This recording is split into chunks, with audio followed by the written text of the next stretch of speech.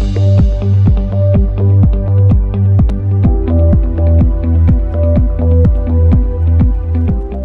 learners, how are you? I think you are well by the grace of Allah and safe and sound at home.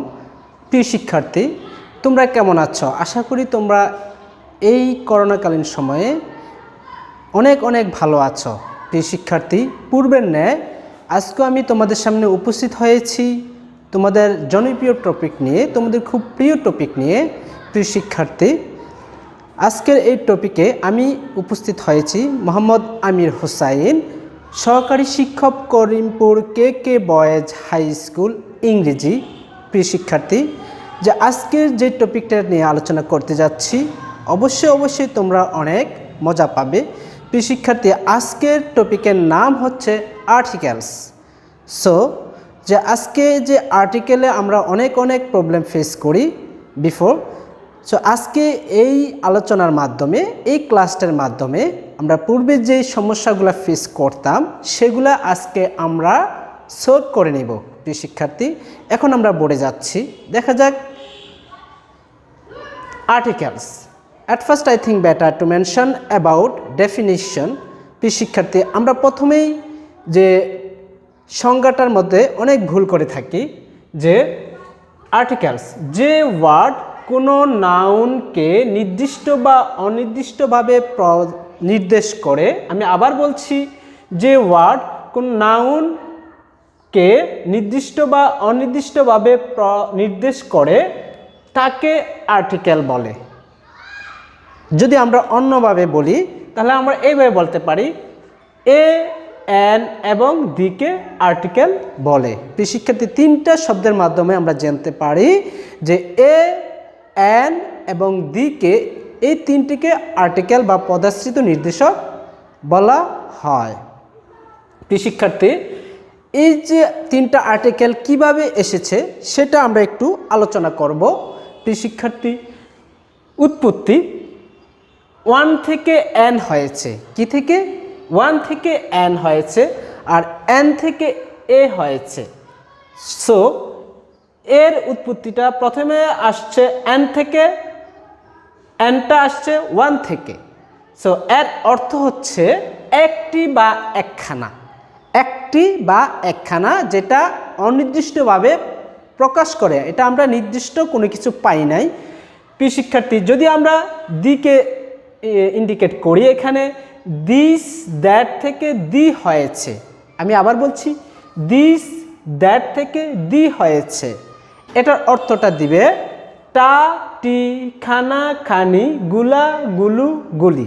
আমি আবার বলছি, দিয়ে অর্থটা টা, টি, খানা, খানি, গুলা, গুলি, গুলো।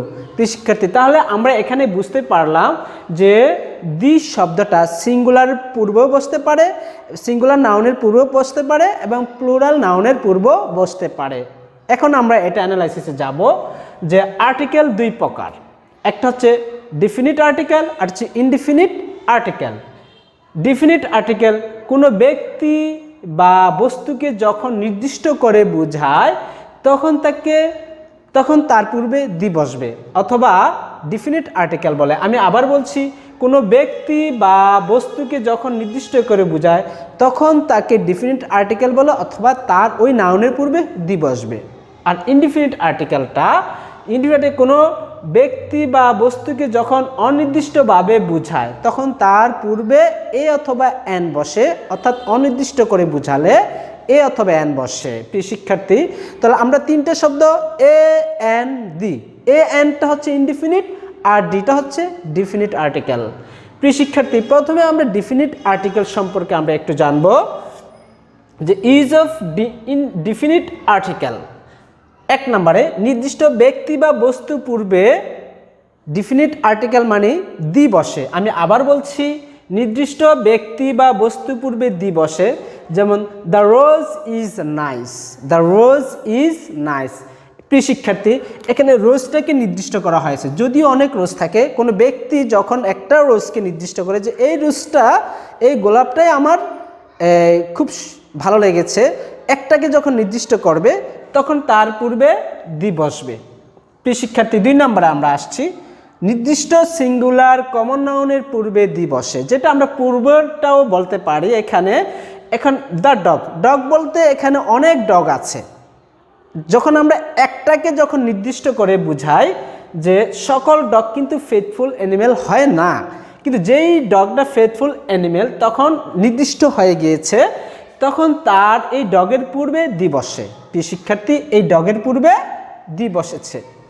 3 নম্বরে আসি, নির্দিষ্ট করে প্লুরাল কমন নাউনের পূর্বে দি বসে। নির্দিষ্ট করে বুঝালে অনেকগুলো হতে পারে নাউনটা, তখন তার পূর্বে দি বসে।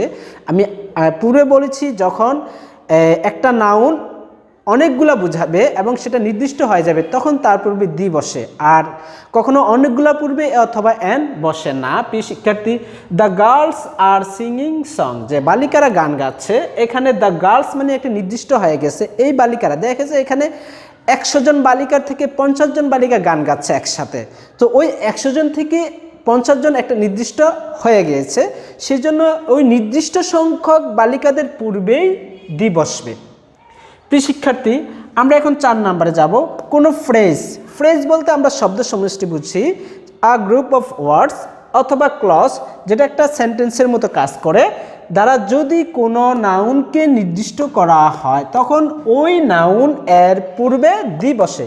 আমি আবার বলছি, যদি কোনো ফ্রেজ অথবা ক্লজ যখন কোনো নাউনকে নির্দেশ করে তখন ওই নাউনের পূর্বেই দি বসে।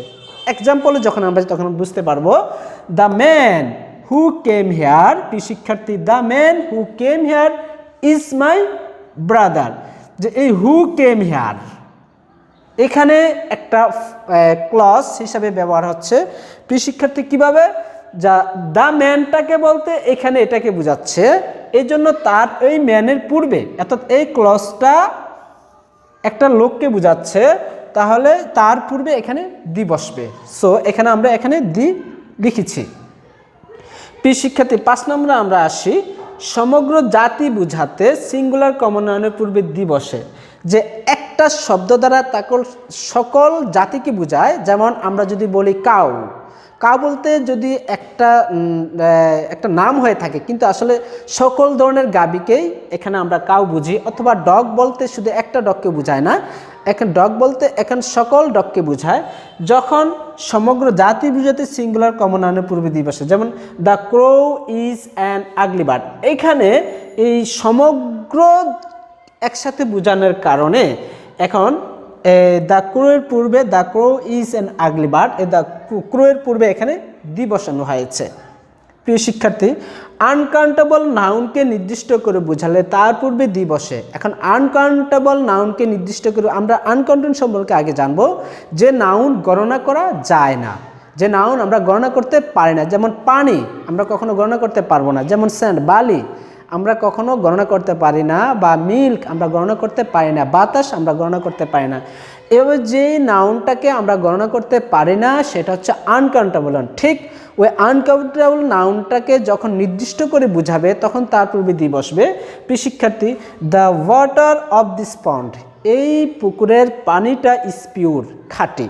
এখানে এই দিস পন্ড, এই পন্ডের পানিটা, এই পন্ডের অর্থাৎ এই ক্যানেল না বা অন্য কিছুর পানি না, শুধু এই পন্ডের পানিটা বিশুদ্ধ বা খাঁটি, কিন্তু অন্য পুকুরের পানি খাঁটি নয়। সেজন্য আমরা সব পুকুরের সামনে আমরা দি ব্যবহার করব না। প্রিয় শিক্ষার্থী, যেই পুকুরের পানিটা খাঁটি একটা নির্দিষ্ট করে বুঝাবে, ওই পানির পূর্বে আমরা দি বসাবো। So the water of this pond is pure. 7, প্রকৃতিতে যার একক অস্তিত্ব আছে তার পূর্বে দি বসা, অর্থাৎ এই পৃথিবীতে অথবা এই বিশ্ব ভূমণ্ডলে যেটা, অর্থাৎ একটার অস্তিত্ব অর্থাৎ একটাই আছে, দ্বিতীয় আর কোনোটা নাই, এরকম টাইপের।